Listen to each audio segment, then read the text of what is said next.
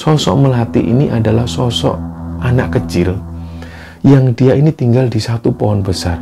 Waktu itu Melati ini ikut bersama Nisa. Dia sudah ada di dalam tubuh Nisa sudah sejak dari Nisa kecil. Jadi semua orang di situ melihat Nisa itu meliuk-liukan badannya dan mendesis. Waktu itu Pak Awi langsung megang badannya Nisa dan dia ditanya, "Siapa kamu?" Nah, sosok Nisa itu pun ngelihat ke arah Pak Awi sambil senyum. "Siapa kamu?" kata Pak Awi. "Pelorong."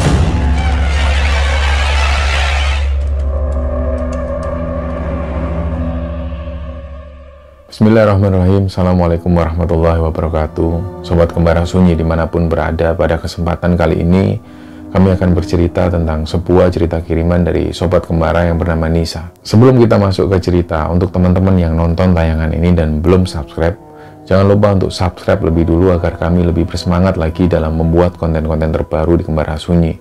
Dan untuk teman-teman yang telah mendukung kami sejauh ini, kami ucapkan terima kasih banyak. Semoga amal kebaikan teman-teman dibalas kebaikan berlipat oleh Allah Subhanahu wa Ta'ala.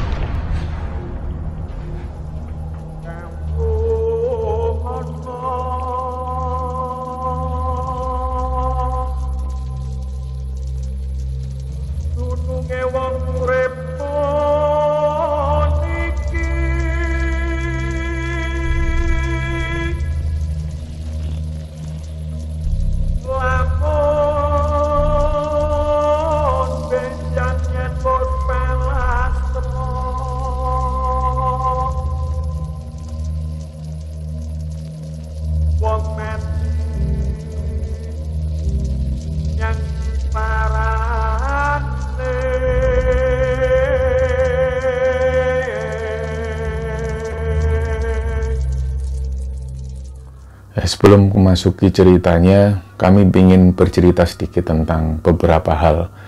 Yang pertama, cerita ini dikirim oleh Sobat Kembara. Seperti layaknya teman-teman yang mengirim cerita di Kembara Sunyi, kebanyakan dari mereka itu nggak pingin namanya disebutkan.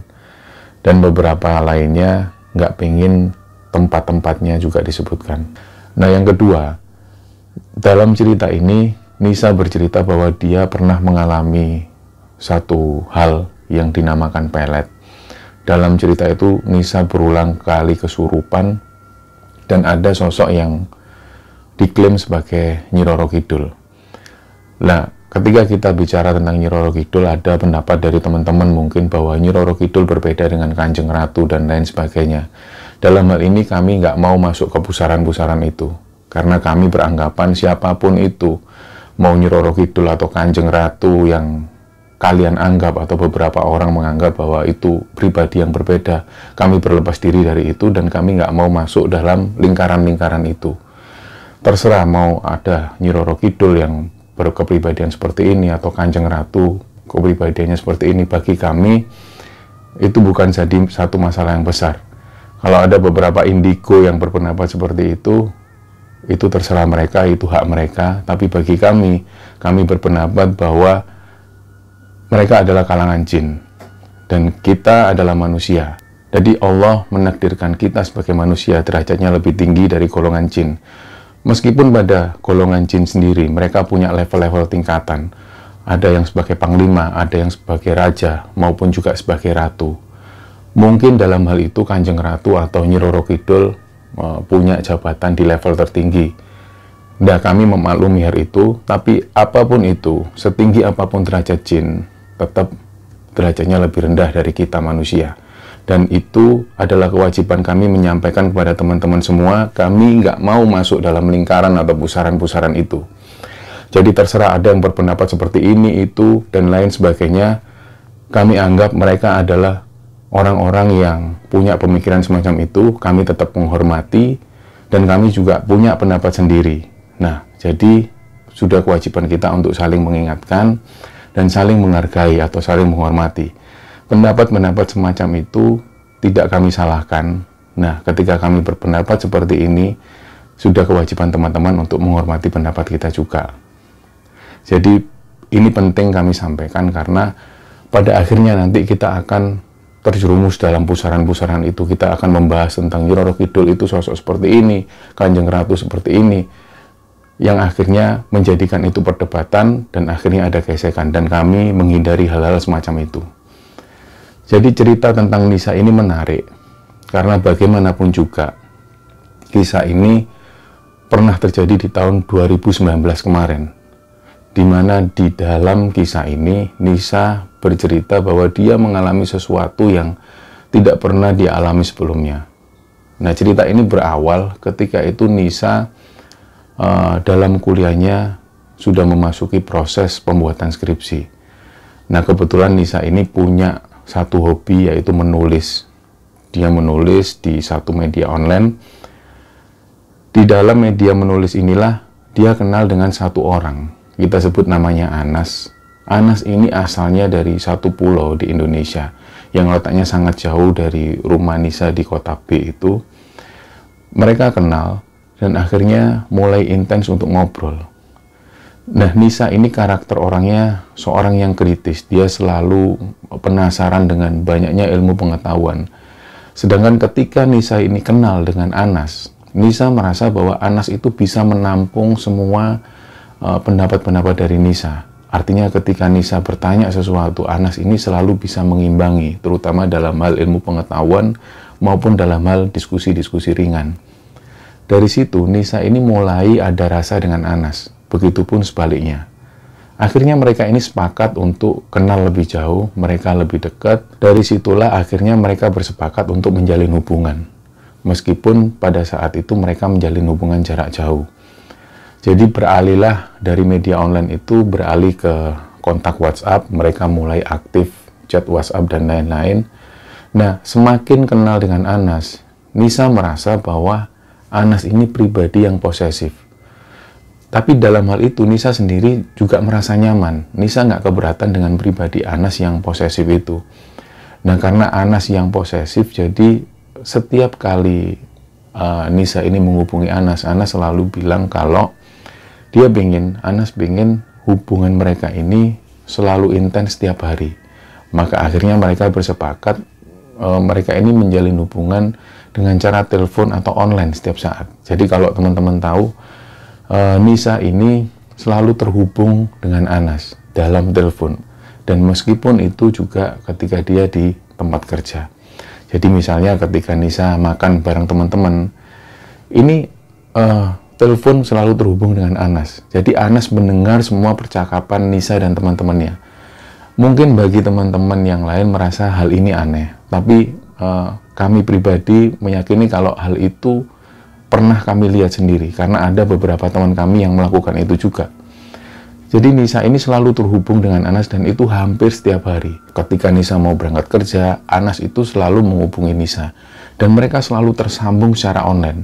Jadi ketika Nisa datang ke kantor, ketika Nisa ngobrol bersama teman-temannya, bahkan menghadiri satu pertemuan rapat, di situ Anas ini mendengar. Karena mereka selalu terhubung secara online. Nah, pada satu ketika, Nisa ini mengerjakan skripsinya, dan Nisa meminta tolong kepada Anas. Pada saat itu, Nisa mengakui bahwa Anas ini banyak sekali membantu proses pengerjaan skripsi Nisa. Nah, Nisa selain mengerjakan skripsi, Nisa ini juga bekerja sebagai salah satu pendidik. Dan dia sudah bekerja di sana sudah lumayan lama, dan dari situlah Anas ini juga sering membantu pekerjaan-pekerjaan yang dikerjakan oleh Nisa. Nah, pada waktu itu Nisa ini merasa bahwa Anas ini kok baik banget, dia sering bantu, bahkan proses skripsi juga dibantu oleh Anas, dan proses pekerjaan itu juga dibantu oleh Anas. Dari situ Nisa ini inisiatif untuk membagi beberapa penghasilannya kepada Anas. Dan dari situlah mereka ini mulai intens, mereka semakin dekat, sampai pada akhirnya ibunya Nisa ini manggil Nisa. Jadi Nisa itu dipanggil oleh ibunya, dan ibunya itu terlihat marah. Nisa, ibu perhatikan, kamu itu kok sering banget ngomong sendiri, kamu itu sebenarnya telepon sama siapa? Ada bu, lagi teman dekat, namanya Anas. Pokoknya ibu nggak suka.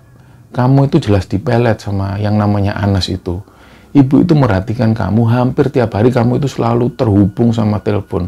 Makan, kamu selalu ngomong. Kamu itu apa-apaan. Ibunya marah seperti itu, dan sampai kemudian ibunya bilang, kamu jangan-jangan kena pelet sama Anas itu ya. Pokoknya ibu mau, sebentar lagi kamu dibawa ibu sama bapak ke satu orang pinter. Nanti kamu di situ diruqyah, supaya kamu nggak terjerat sama pelet ini. Dan Nisa waktu itu pun kaget. Maksudnya ibu apa? Anas itu orangnya baik. Kenapa kok ibu bisa menuduh Anas itu yang melet Nisa? Coba ya ibu tanya sekarang. Jadi ibunya tanya ke Nisa, kamu sering kan ngirim uang ke Anas itu? Apa tujuanmu kamu ngirim uang? Kamu kan dibodohi sama anak ini. Kamu nggak sadar bahwa kamu diporot. Hartamu diporot, kamu sengaja dibuat seperti itu supaya kamu ngirim uang terus sama yang namanya Anas. Iya bener kan? Lah waktu itu Nisa ini kaget. Loh, ibu ini kok tiba-tiba bisa ngomong seperti ini? Ibu tahu dari mana hubunganku sama Anas? Lah dari situ Nisa mulai berpikir, masa dari teman-teman kantor? Karena Nisa sendiri mengakui bahwa dia pernah menceritakan hubungan Nisa dengan Anas ke teman-teman kantornya. Tapi yang Nisa nggak habis pikir, masa iya teman-teman kantor ini ngomong ke ibuku? Nah akhirnya keesokan harinya ketika Nisa ada di kantor, Nisa pun tanya ke beberapa temannya, kira-kira siapa yang sudah ngomong ke ibuku tentang hubunganku dengan Anas? Nah teman-temannya sendiri juga nggak tahu menau. Tapi ada satu temannya yang bilang mungkin dari Pak Ahmad. Loh kok bisa Pak Ahmad tahu? Nah Pak Ahmad ini adalah bos dari Nisa. Dia adalah pemilik perusahaan dan Pak Anas ini merupakan keluarga besar dari salah satu tokoh agama lah.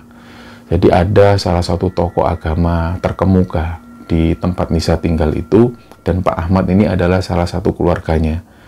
Dan Pak Ahmad ini adalah bos dari Nisa. Nah waktu itu Nisa sendiri juga heran, kenapa kok sampai Pak Ahmad ini tahu hubunganku dengan Anas. Dan beberapa hari kemudian Nisa ini dipanggil oleh Pak Ahmad.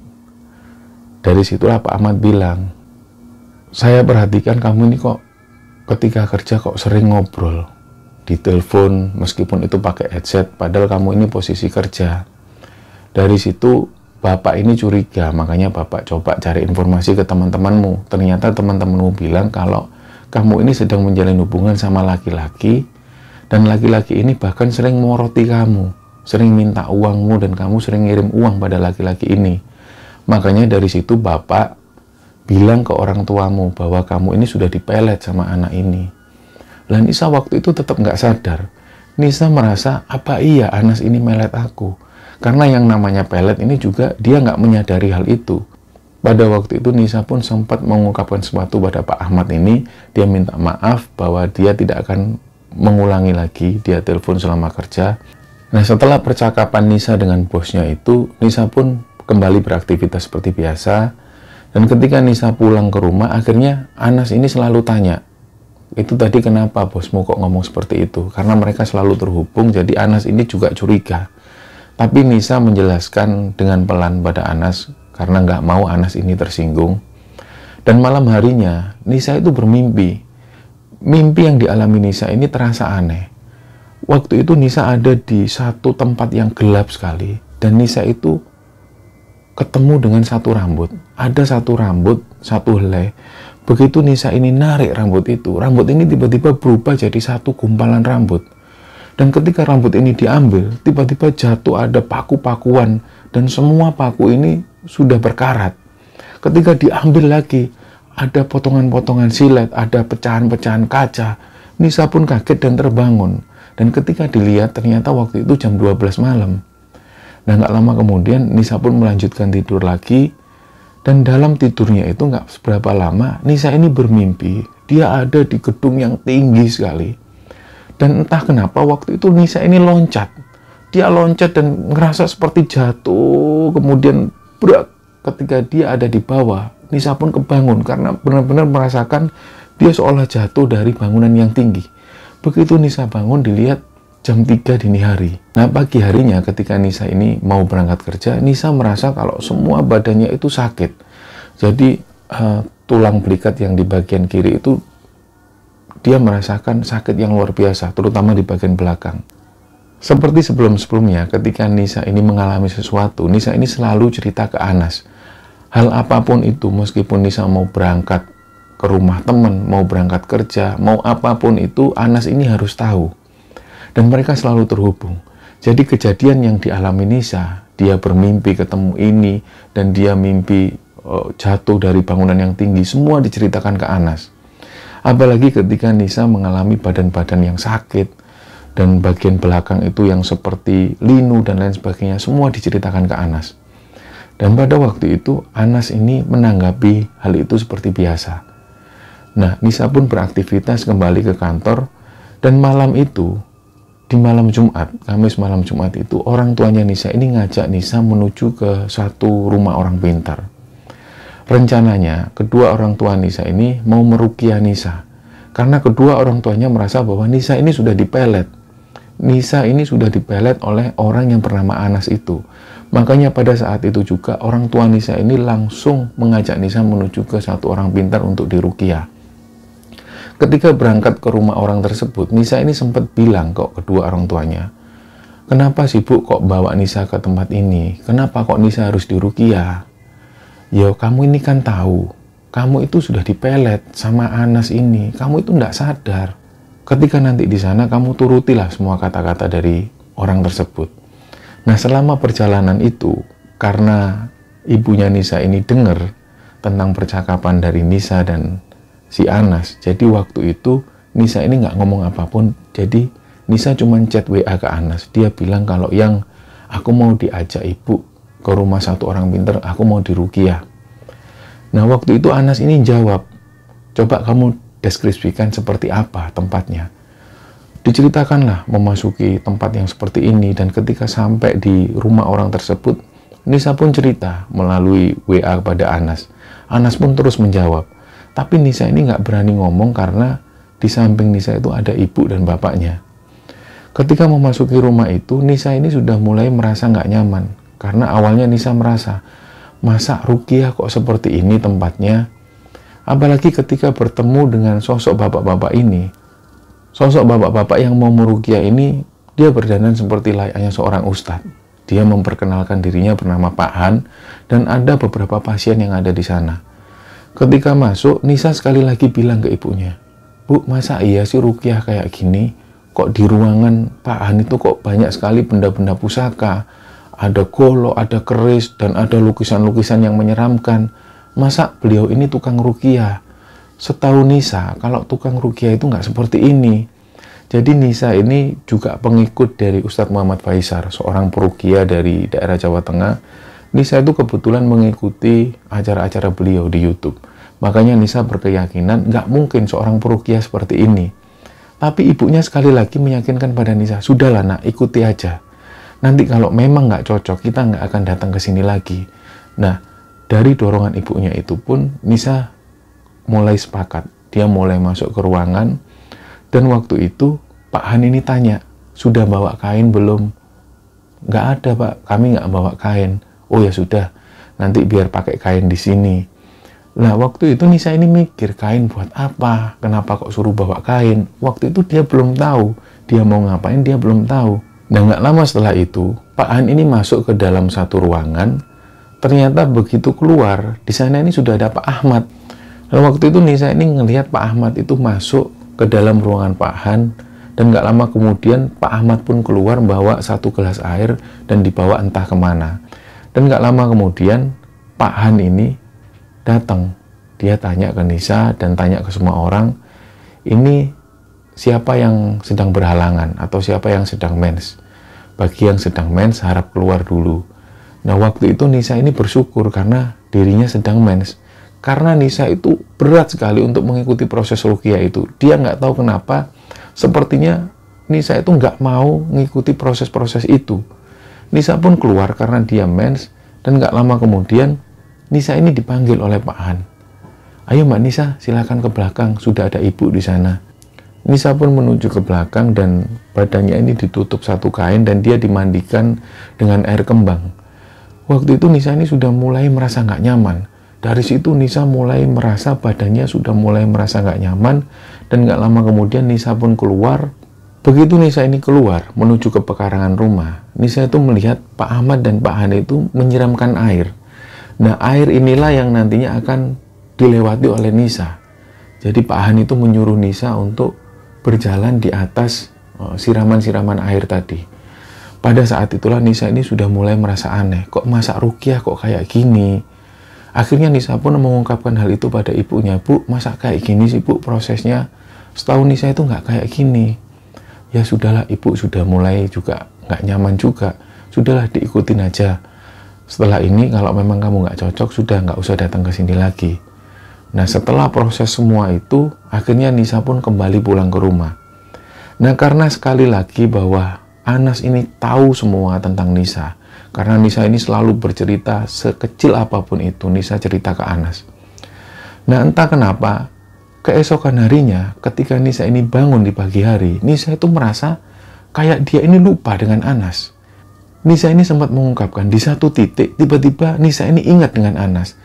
Dan langsung Nisa ini menghubungi Anas, yang seharian itu aku kok tiba-tiba lupa sama kamu. Anas pun menyadari bahwa biasanya setiap pagi mau berangkat kerja, Nisa ini selalu pamit ke Anas dan mereka selalu terhubung. Tapi hari itu Anas merasa bahwa Nisa ini nggak menghubungi dia. Dan ternyata Nisa cerita bahwa setelah melalui proses itu, Nisa ini merasa kalau Nisa ini lupa dengan wajahnya Anas. Dari situlah Anas ini sudah mulai curiga. Dan Nisa sendiri berpikiran, jangan-jangan memang aku ini dipelet oleh Anas. Dan setelah mengikuti proses itu, pelet-pelet ini sudah mulai hilang. Tapi dalam hati kecil Nisa ini nggak kepingin hubungannya berakhir dengan Anas. Jadi waktu itu Nisa ini masa bodoh. Terserahlah, mau dipelet, mau enggak. Yang penting aku sudah sayang dengan yang namanya Anas ini. Nisa pun cerita semua ke Anas, yang aku nggak kepingin melupain kamu. Aku itu merasa kalau wajahmu itu tiba-tiba menghilang dari pikiranku. Aku sampai benar-benar pada satu titik, aku lupa wajahmu seperti apa. Dan gak lama kemudian Anas ini berinisiatif. Jadi setiap hari Anas itu ngirim foto-fotonya, ngirim video, juga terus telepon ke Nisa. Anas sendiri berkeyakinan kalau Anas ini gak mau bahwa Nisa sudah lupa dengan dirinya. Jadi setiap hari Anas itu selalu mengirim foto-fotonya supaya Nisa nggak lupa dengan wajahnya. Dan pada satu malam, Nisa itu bermimpi lagi. Dia bertemu satu sosok perempuan. Jadi perempuan ini jalan dari kegelapan. Dia semakin dekat, dan semakin jelas Nisa melihat sosok perempuan ini ternyata tubuhnya ular. Ular yang sisiknya besar-besar. Waktu itu Nisa ini agak mundur-mundur dan dia takut. Dia nggak tahu siapa sosok ini, tapi sosok ini cantik. Tapi dari badannya semua ini bertubuh ular dan sisiknya besar-besar. Nah, keesokan harinya Nisa cerita lagi ke Anas, yang aku ngimpi seperti ini. Nah, sampai pada satu ketika Nisa ini bermimpi lagi. Dia bermimpi ketemu sosok wanita ini yang bertubuh ular. Tapi sosok perempuan bertubuh ular ini lewat di depan Nisa. Dan Nisa itu melihat sosok tubuhnya itu besar sekali. Waktu itu Nisa ini takut dan selalu cerita ke Anas. Dari situlah Anas ini sempat bilang juga ke Nisa, sudah yang kamu baca-baca doa yang kamu bisa. Apa yang kamu bisa, kamu baca doa. Sebelum tidur kamu baca doa, kamu wudhu. Anas ini sempat memberikan hal itu kepada Nisa. Jadi Nisa ini nggak curiga sama sekali dengan Anas, karena Anas selalu memberi nasihat-nasihat yang baik. Nah, nggak lama kemudian, semakin berjalannya waktu, Nisa semakin merasa bahwa badannya itu sering sakit. Dan hal itu selalu dikemukakan ke Anas. Dan selalu setiap hari Nisa semakin lupa wajahnya Anas. Pada satu malam Nisa ini bermimpi lagi dan mimpinya itu benar-benar aneh. Dia didatengin satu sosok perempuan. Dan perempuan ini menarik tubuhnya Nisa dan tubuhnya Nisa ini diikat di satu tempat. Dan nggak lama kemudian ada pocong, ada genderuwo, dan banyak sekali makhluk-makhluk yang dilihat Nisa itu menyeramkan. Dan ada satu laki-laki yang datang, tiba-tiba ngajak Nisa itu berhubungan. Lah di situ Nisa ini merasa aneh, dan nggak lama kemudian Nisa terbangun, dan itu jam 12 malam. Nah, kejadian yang dialami Nisa itu semakin parah. Nisa semakin merasakan kepalanya sakit. Dia sempat bilang lagi ke kedua orang tuanya, Bu, aku pengen diruqyah. Nisa pengen diruqyah. Nah, waktu itu ibunya bilang, coba kamu hubungin Mas Agus. Lah Mas Agus ini adalah sepupunya Nisa. Nah kebetulan Agus ini pernah diruqyah oleh salah satu atasannya di kantor. Ibunya menyarankan Nisa untuk menghubungi Mas Agus itu. Nah langsunglah Nisa ini menghubungi Agus. Mas Agus, aku pengen diruqyah. Katanya ibu, Mas Agus pernah diruqyah oleh atasannya Mas Agus. Oh iya, kapan kira-kira kamu diruqyah? Kalau bisa malam ini Mas. Nah hari itu adalah malam minggu. Dan kebetulan sore itu kedua orang tua Nisa ini pergi ke satu tempat. Waktu itu Nisa ini kepingin sekali diruqyah. Dan dia telepon sekali lagi ke Agus itu, tolong Mas Agus bilang ke atasannya sampean, biar bisa meruqyah aku secepatnya malam ini juga. Oh ya sudah, bentar tak hubungi dulu ya orangnya. Ternyata waktu itu atasannya Mas Agus yang bisa meruqyah yang bernama Pak W itu bisa. Dan nggak ada halangan, jadi malam itu Nisa langsung berangkat menuju ke rumah Pak Wi. Datanglah dia ke rumah orang yang bernama Pak Wi tersebut.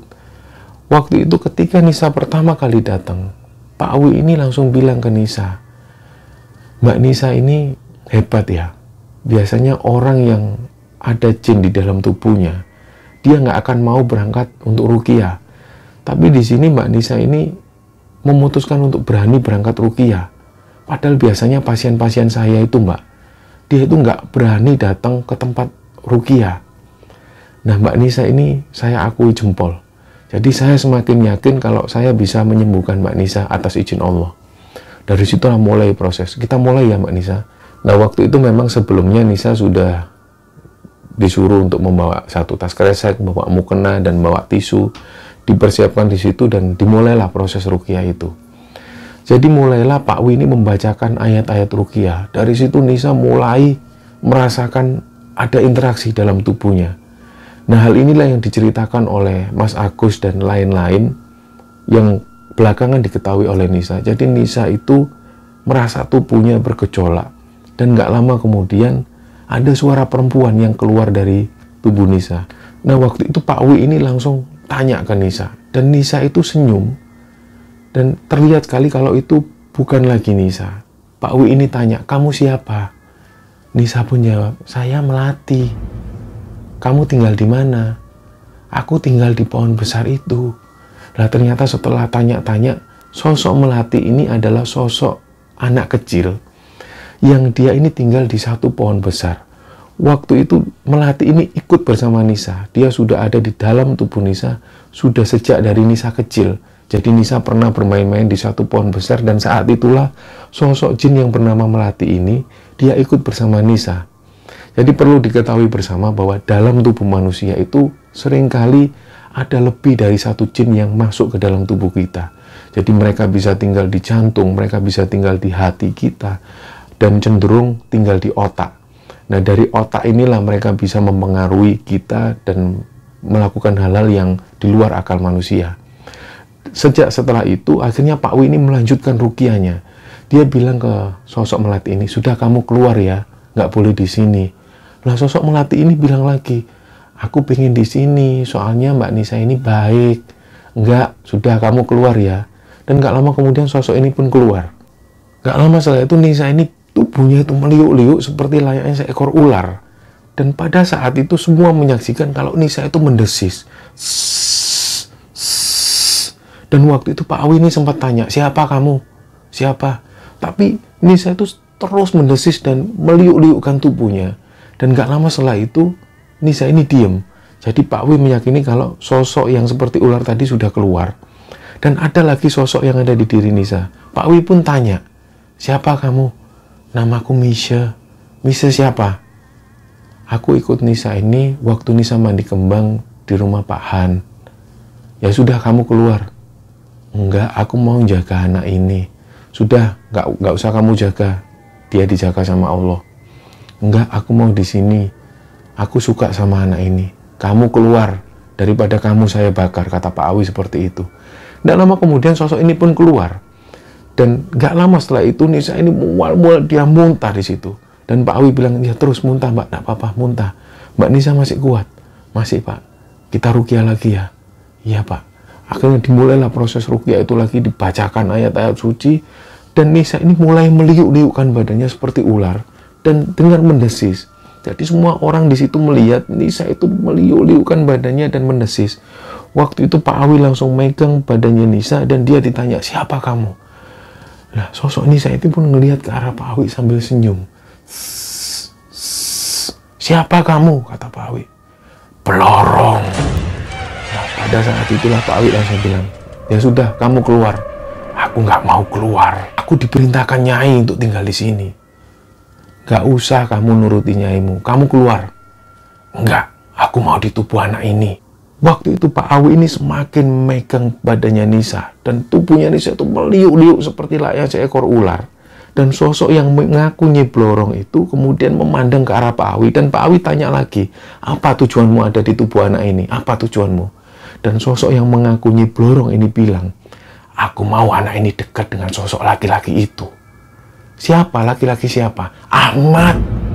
Nah, pada waktu sosok Nyi Blorong ini ngomong seperti itu, Pak Awi pun langsung bilang, ya sudah, kamu keluar. Kamu nggak boleh di sini daripada kamu saya bakar. Aku nggak mau keluar. Di luar ada Nyai yang sudah nunggu. Aku nggak mau dihukum oleh Nyai. Aku nggak mau keluar sebelum anak ini dekat dengan Ahmad. Nah, waktu itu Pak Awi pun langsung membacakan ayat-ayat suci Al-Quran. Dia semakin teriak-teriak. Tadi sosok Nyi Blorong ini mendesis dan teriak-teriak. Kan tidak lama kemudian dia ini keluar. Disitulah Nisa ini muntah-muntah. Dia merasakan mual yang luar biasa. Nah, begitu Nisa ini muntah-muntah, Nisa ini antara sadar dan gak sadar. Dia melihat di luar rumah itu ada satu kereta kencana dan banyak sekali pengawal-pengawal yang berbaju serba hijau. Di situ Nisa ini melihat ada sosok Nyi Roro Kidul memandangi Nisa dengan pandangan yang tajam dan seolah marah. Waktu itu nggak lama kemudian Nisa pun kembali nggak sadar. Dan setelah proses ruqyah itu, Nisa pun diantarkan pulang dan dia cerita ke Anas. Kamu tahu nggak, Yang? Ternyata Pak Ahmad itu mau melakukan sesuatu ke aku. Jadi selama ini yang melet aku itu Pak Ahmad, Yang. Waktu itulah Anas ini langsung istighfar, astagfirullahaladzim. Kok bisa? Kenapa kok Pak Ahmad itu mau mendekati kamu? Mulailah Nisa ini flashback. Dia kembali mengingat-ingat kejadian yang pernah dialami oleh Nisa dengan Pak Ahmad. Seringkali Pak Ahmad ini manggil Nisa. Pak Ahmad itu selalu cerita tentang segala macam. Dia pernah bertemu dengan Nyi Roro Kidul. Dan ketika Nisa itu dipanggil Pak Ahmad ini selalu menyuruh Nisa untuk minum sesuatu. Tapi Nisa ini nggak mau, karena begitu ngelihat air yang ada dalam gelas, Nisa merasa aneh karena air ini keruh. Nggak seperti air pada umumnya. Nah, untungnya Nisa itu belum sempat meminum air itu. Nisa mulai menyadari bahwa ketika Nisa ini berangkat menuju ke rumah Pak Han yang katanya untuk diruqyah, ternyata di sana sudah ada Pak Ahmad. Dan Nisa merasa bahwa disitulah sihir ini berjalan. Disitulah ilmu pelet ini diberikan pada Nisa, dan Nisa mulai hilang ingatan. Nisa mulai melupakan sosok Anas tersebut. Jadi yang awalnya orang tuanya Nisa ini merasa bahwa Anas adalah yang memelet Nisa, semua anggapan itu salah. Ternyata selama ini yang mengirim ilmu pelet pada Nisa adalah Pak Ahmad, orang yang selama ini dihormati oleh Nisa. Karena bagaimanapun juga Pak Ahmad ini adalah keluarga dari tokoh agama ternama di daerah sana. Maka dari situ Nisa nggak curiga sama sekali. Yang Nisa nggak habis pikir itu kenapa sosok Pak Ahmad ini yang merupakan keluarga dari tokoh agama ternama di kotanya Nisa bisa melakukan hal-hal klinik semacam itu, yang seharusnya hal-hal semacam ini tidak diperbolehkan dalam agamanya. Disitulah Nisa nggak habis pikir, dan Nisa mulai berpikir bahwa seseorang yang mengaku beragama, seorang yang mengaku keluarga tokoh-tokoh agama, belum tentu mereka tidak melakukan halal klinik atau halal yang musyrik. Dan nggak lama kemudian ada masukan dari Anas, sudahlah Yang, kamu nggak usah melanjutkan kerja di tempat Pak Ahmad, lebih baik kamu keluar dari sana dan melupakan semua tentang pekerjaanmu yang berhubungan dengan Pak Ahmad. Dan ada juga dorongan dari kedua orang tua Nisa. Nisa ini disuruh keluar supaya nggak lagi kerja di tempat Pak Ahmad. Nah, setelah itulah Nisa ini nggak lagi kerja di sana, dan cerita itu pun berakhir sampai di sini. Kami sendiri tidak tahu menahu tentang kelanjutan hubungan Nisa dan Anas. Dan dengan cerita ini Nisa berpesan, semoga cerita ini bisa diambil pelajaran dan bisa diambil hikmah oleh teman-teman semua. Jadi inilah yang disampaikan oleh Nisa kepada Kembara Sunyi. Kami mengucapkan terima kasih kepada Nisa dan juga Anas, dan mohon maaf kalau ada salah-salah kata. Terima kasih. Wassalamualaikum warahmatullahi wabarakatuh.